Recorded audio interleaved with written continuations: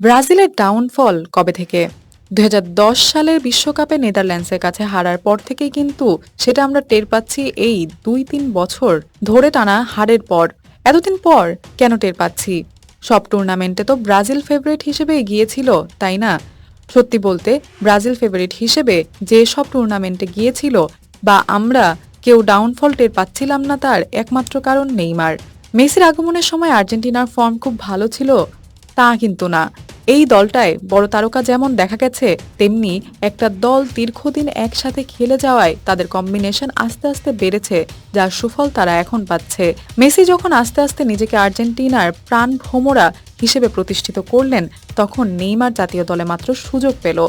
এর পরবর্তী সময়ে আর্জেন্টিনা ২০১৪ সালের বিশ্বকাপ ফাইনালে গেল, ২০১৫, ২০১৬ সালে কোপা আমেরিকার ফাইনালে গেল। এরপর কিছুদিন আর্জেন্টিনার সময় খারাপ গেল, কিন্তু তাড়াতাড়ি তারা রিকভারি করে ২০২১ সালে কোপা আমেরিকা জয় করল, ২০২২ সালে বিশ্বকাপ জিতল, টানা ম্যাচ জিততে থাকলো। এবারের কোপা আমেরিকায় মেসি নিজেকে সেভাবে মেলে ধরতে না পারলেও তারই ফেভারিট মেসিকে ছাড়া সর্বশেষ ১৮টা ম্যাচ তারা অপরাজিত। কোনো সন্দেহ নাই মেসির অবদান ছাড়া এই দলটা এত ভালো করত না, কিন্তু মেসির অনুপস্থিতিতেও দলের জয় পাওয়া ২-৩ বছরের ব্যবধানে খারাপ সময় কাটিয়ে ওঠা প্রমাণ করে দল হিসেবে আর্জেন্টিনা কিভাবে নিজেদের গুছিয়ে নিতে পেরেছে, যেখানে মেসি কেন্দ্রীয় চরিত্রে থাকলেও ডি মারিয়াদের মতো কার্যকরী কিছু গুরুত্বপূর্ণ পার্শ্ব চরিত্রের লোক দেখতে পাবেন, যারা গুরুত্বপূর্ণ সময়ে মেসিকে সাহায্য করেছে বলেই তারা এখন বিশ্ব চ্যাম্পিয়ন। অন্যদিকে নেইমারের বেলায় কাহিনী পুরোপুরি উল্টো। নেইমারের অভিষেকের পর খেলোয়াড়দের পারফরমেন্সের ধারাবাহিকতা না থাকলেও এসে বিদায় নেওয়ার ধারাবাহিকতা ঠিকই ছিল। ২০১০ সালে হারার পর একসাথে জাতীয় দল থেকে বহু তারকার পতন ঘটে এবং অভিষেকের দিন থেকেই নেইমারকে ভাবা শুরু হয় দলের প্রধান তারকা। ব্রাজিলের মতো দলে এতই তারকার অভাব যে ১৮ বছরের একটা ছেলেকে মাঠে নামিয়ে বলতে হচ্ছে তুমি আমাদের নেতা। এরপর নেইমারের হাত ধরে কিছুটা ব্রাজিল এগোতে শুরু করে এবং এই নেইমারের একক প্রচেষ্টায় কনফেডারেশন কাপটা জিতে যায়। অথচ দলের অবস্থা কিছুদিন আগেও এতটা খারাপ ছিল যে নিজেদের ইতিহাসে সবচেয়ে বাজে ফিফা র্যাঙ্কিং ২২ নম্বরে নেমে গিয়েছিল। এরপর কনফেডারেশন কাপ জিতে ব্রাজিল হয়ে গেল বিশ্বকাপের হট ফেভারিট। দলও গেল সেমিফাইনালে, কিন্তু নেইমার হলো ইনজুর্ড। তারপর ৭-১।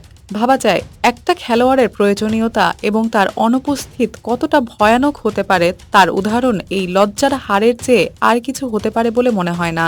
ব্রাজিল যে কখনোই দল হয়ে উঠতে পারেনি তার উদাহরণ ২০১৫ ও ২০১৬ সালের কোপা আমেরিকায় ব্রাজিলের ভরাডুবি। কারণ একটাই, বিশ্বকাপের পর আবার দল থেকে একের পর এক তারার পতন। ফ্রেড থেকে শুরু করে অস্কার, চারদিকে সুনশান।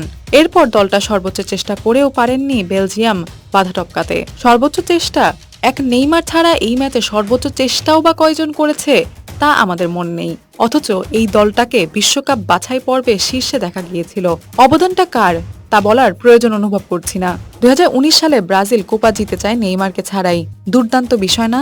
সেই কোপা আমেরিকা জয়ের একটা কারণ ছিল ব্রাজিলের দল হয়ে ওঠার একটা বছর। কারণ ২০১৮ সালে হারার পর আগের দুই বিশ্বকাপের মতো তারার পতন হয়নি। অনেকটা একই স্কোয়াড খেলেছে, তাই ট্রফিটাও এসেছে। তবে ২০১৯ সালে ল্যাটিন আমেরিকার কোনো দলের অবস্থায় ভালো ছিল বলে তো মনে পড়ে না। সেমিফাইনালে খুব সম্ভবত আর্জেন্টিনাকে নিয়ে ছেলে খেলা করেছিল ব্রাজিল। তাহলে বুঝে নেন বাকিদের অবস্থা কি ছিল আর ব্রাজিল কতটা সহজে জিতে গেছে। ট্রফি জয়ের পর আমরা ভালো খেলেছি, কিন্তু ২০২১ সালে এসে বুঝতে পেরেছি ভালো খেলার থেকে দল হয়ে খেলাটা গুরুত্বপূর্ণ, যেটা আমরা আবার ভুলে যেতে বসেছিলাম, যার ফলে আর্জেন্টিনার কাছে হার। কারণ তখন আর্জেন্টিনা দল হয়ে উঠেছে আর আমরা নেইমারের দিকে তাকিয়ে থাকায় বিশ্বাসী হয়ে উঠেছি।